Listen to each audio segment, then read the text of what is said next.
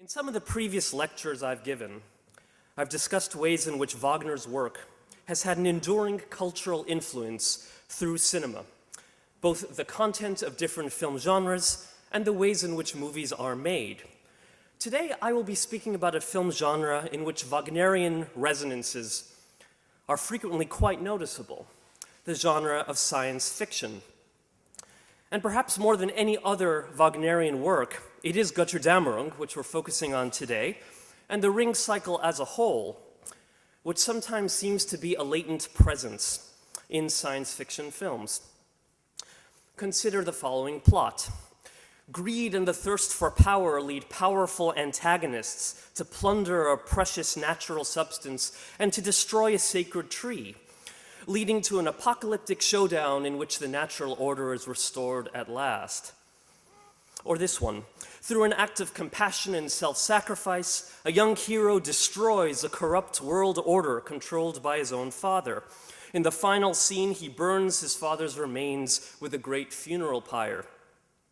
I've just described the plots of the films Avatar and Return of the Jedi, respectively. But I could have been describing the outlines of Götterdämmerung as well.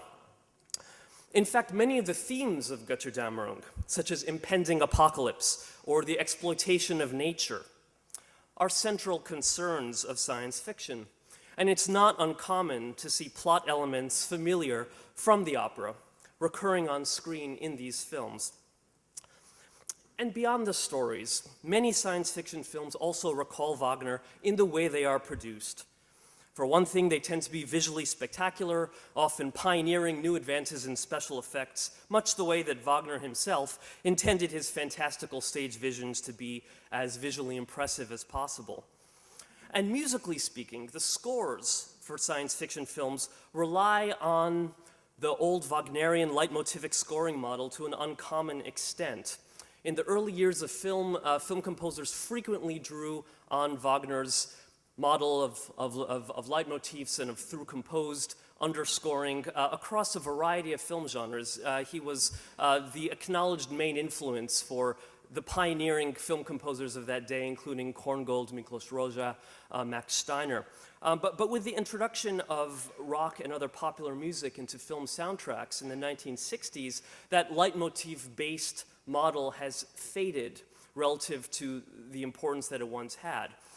Today, however, science fiction films tend to employ the leitmotif technique a lot more often in their soundtracks. You're much more often to hear leitmotifs in a science fiction film than in a romantic comedy, for instance, or certain other genres.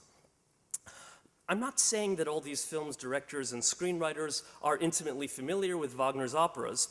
Some of them may be using other works that were written under Wagner's sway as touchstones, such as Tolkien's Lord of the Rings trilogy or the works of the mythologist Joseph Campbell, or for that matter, previous films. Some of this is secondhand Wagner, as it were. But Wagnerian opera and the romantic traditions that Wagner emerged from are an integral part of the cultural tradition that science fiction draws on. Science fiction, as we think of it today, began to come into its own during the Romantic era, and many of the central concerns of Romanticism informed the development of the genre. As such, science fiction shares many formative influences with Wagner himself. The most important value of the Romantics that we see front and center in science fiction is a reverence for nature, the importance of having respect for nature and of keeping nature intact. This was a theme that was at the core of many Romantics' work. The Romantic movement in literature emerged at the end of the 18th century, a time of unprecedented urbanization and technological development. Life was rapidly changing, and the landscape, the physical surroundings, were also changing. The Romantics were extremely troubled by many of these changes, and one of the most prominent themes in their work is the yearning for nature and the advocacy of a more direct and intense encounter with the natural world, something that was in danger of being lost. The most important figure in terms of developing the new romantic sensibility of science fiction was Mary Shelley. In her novel Frankenstein, Frankenstein's sin is that he violates the natural order. He oversteps and manages to do what no human being should be able to do, to play God and discover the secret of creating life. The book is full of sumptuous descriptions of nature and landscapes in the Romantic style. And also typically romantic, nature is set up as a power that can redeem Frankenstein if he will just let himself be moved by its glories. Too often, though, he doesn't. For instance, Frankenstein tells us that when he was in the process of creating his monster, it was the summer, and he was surrounded by ravishing natural beauty. But as he puts it, my eyes were insensible to the charms of nature. In the sign system of Romantic literature, this is an unmistakable indication that he's on the wrong path. No experience is closer to the hearts of the Romantics than being outdoors and part of nature. Think about Siegfried's great scene in Siegfried, for instance, of the forest murmurs. If someone is not able to internalize the pleasures of nature, something is obviously wrong with him inside. This duality is also set up throughout the Ring cycle.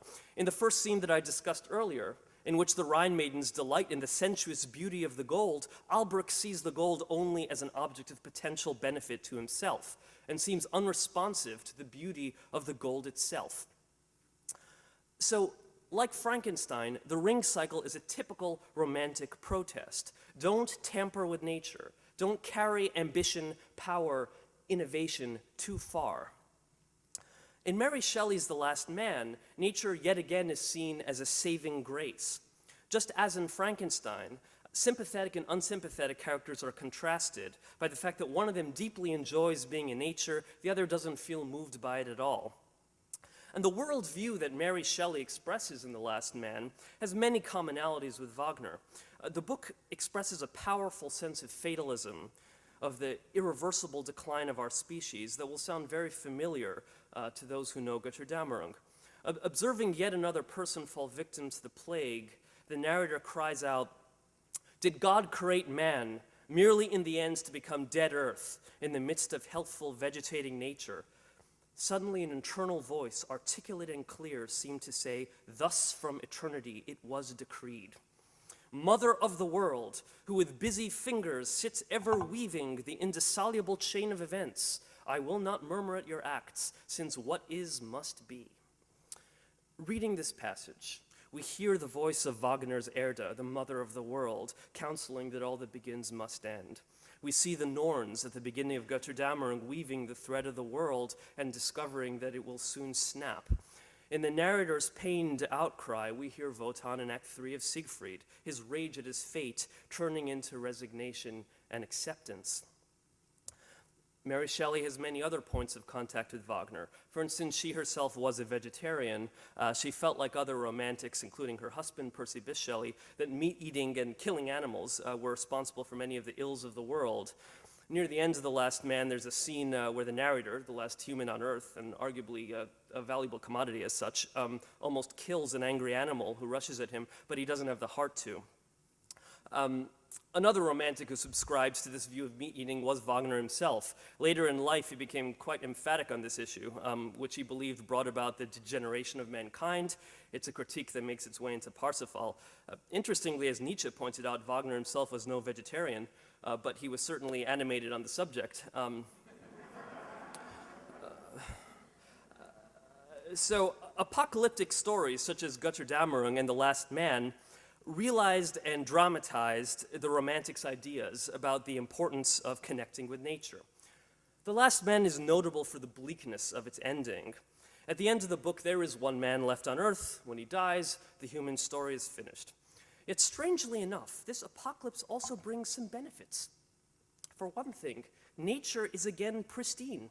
There's no more technology or factories or armies to despoil it, and it's completely available. In the final chapters, when there are just a few people left on Earth and then just one, they actually go through some of the most stunning real estate in Europe, Switzerland, Italy, the Alps, and they're free to enjoy to their heart's content. There are no pesky people to get in the way. And it's kind of nice. In fact, the novel ends with a version of the romantic ideal, one solitary person free to contemplate anything he likes, alone with the world, alone with nature. Wordsworth said the world is too much with us. Mary Shelley provides a useful, if slightly macabre, solution. So there's a larger truth about the Romantics that we're seeing here. They are hostile to the order of things. They don't mind blowing everything up, in their art at least. For many Romantics, modern life is permeated by folly. It is a corrupt order, a false order. So what may seem like a disastrous ending actually feels like a cleansing. The ending of Götterdämmerung is similar. There's a widespread notion that Götterdämmerung is an opera that ends in catastrophe, in the ultimate cataclysm, but I'm not sure that the opera supports this. I was going to play a bit of the end of Götterdämmerung in the Otto Schenk production, but we've very thoroughly explored that in the previous talk. It's probably still ringing in your ears. Think about that music. Think about how rapturous, how beatific that music is. If the music is any indication, and with Wagner it always is, one cannot really call this a tragic ending. The grief, the tragic force that Wagner conjures, say, for Siegfried's Death March, is nowhere to be found here. This scene is scored as a blaze of glory. And Götterdämmerung, after all, does not end with the end of the world, or even, like The Last Man, with the end of the human race. It ends with the demise of the gods in Valhalla, which is very different. What gets destroyed is an old order, a corrupt order, making way for something new, hopefully something better. Well, that's an ending we see in any number of science fiction films. The old oppressive order swept away, making way for hope and renewal. Some of this may reflect Wagner's own state when he conceived the ending. The destruction of the gods was Wagner's original contribution to the story. In the original myth, as well as in Wagner's first drafts, the Nibelungs are liberated at that point in the story. The gods don't perish at all. To anyone familiar with a Nibelungenlied or with an ancient Norse sagas that were Wagner's sources, the ending of the Ring Cycle would have been unexpected and even shocking. Wagner first made this revision in 1852, a time of enormous personal strain for him. He was at this point a committed revolutionary who wanted capitalist society to be destroyed and was convinced that the end was near. In December of 1851, at the same time that he was working out his revised ending to Götterdämmerung, he wrote in a letter to his friend Ernst Keats, "My entire politics consists of nothing but the bloodiest hatred for our whole civilization, contempt for all things deriving from it, and a longing for nature." In another letter written around this time, he wrote, "With complete soberness of mind and without any deception, I assure you that I do not believe in any other type of revolution than that which starts with the burning down of Paris." So at this specific point in his life, Wagner is a man for whom fire and devastation, when applied to the root of the problem, is no bad thing. And what we're hearing from him in that second letter is that the conflagration that he envisions is no metaphor. It has metaphorical resonance for him as well, but he wants to see Paris and everything that he believes Paris represents burned down. In fact, his comments much later in his life, during the siege of Paris in the Franco-Prussian War, further suggest that when Wagner said fire, he meant fire. So in the early 1850s, he's feeling a tremendous frustration, even rage, about the world, and more particularly his place in the world. The grandest legacy of this mood of bloodiest hatred for our whole civilization, to quote Wagner, is the Ring Cycle, which he fully conceives and starts to compose in the early 1850s. The coarsest legacy is the paranoia and anti-Semitism that he first puts into print in this period. At any rate, when he wrote the revised libretto for Götterdämmerung, he would certainly have agreed with William Wordsworth in his own way that the world is too much with us. And the ending of the Ring Cycle gives us the destruction of a corrupt older order in order to make space for the new. And again, this is a kind of ending that we see in many science fiction sagas. One of the most influential such endings was directly influenced by the Ring Cycle. In creating his epic Star Wars cycle, George Lucas was trying to create a multi-work mythic canvas on the scale of Wagner's Ring. It's possible that Lucas's interest in Wagner was kindled by his reading of The Hero with a Thousand Faces, a study of world mythology by the mythologist Joseph Campbell. Campbell frequently discusses the Ring Cycle, as well as Wagner's other operas, in his books. And it was after reading Hero with a Thousand Faces that Lucas developed the concept for Star Wars. In the book The Writer's Journey, the Hollywood executive Christopher Vogler notes that the Wagnerian character of Siegfried was a particular model for Luke Skywalker. And indeed, Luke's story directly recalls the Siegfried myth at various points throughout the Star Wars films. One of these is the ending